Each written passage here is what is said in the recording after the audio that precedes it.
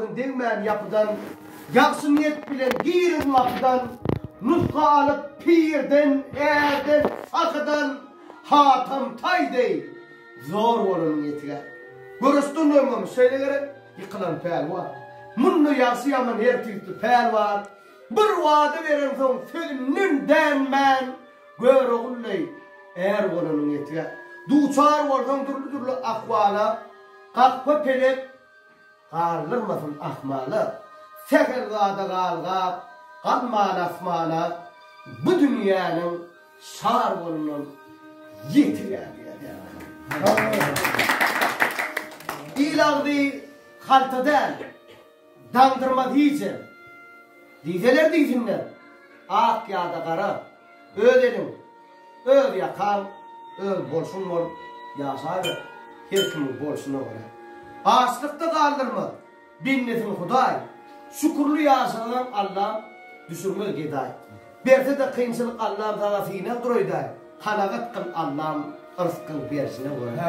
Sandı solunda düşmanken dostun, tanak ve korungun, haramdan ottun soğattır oğlum, bağlam kalmağın, toy bilen yasın, finkâ da gelirler, barsına koyay.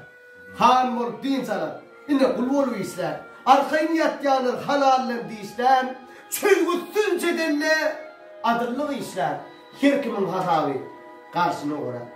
Manevi asımağa bu yaktı dünya, hiç kimi ancıkmağın, hiç buğune değilmem, ağlayan gıt bozdum, tüp bozdum gülüyen, göderlik her rahatta görsünü uğrar diye Allah azal göderlik ömrüden ayırmadı. Durmuştu ölümü büyükte tutmaz. Sen ne çepet olsan sonunu bektin. Mete adamlar sen kıra itme kayta kömük ettin. Sonunu bektin. Elinden geleydi bir şey yaxşılık. Yaxşılık et. Allah'ın verir karşılık. Adurmuşun yolları bile tavsırır. O yaxşılık edeydin. Sonunu bektin. Bugün mücüğümde pulum kâni. Ya da illerimde ulav vardı. Men pay. Afen morfelinin. Garipten. Gariptin değil. Kokmadan garayın kapıyından. Sonuna bektin.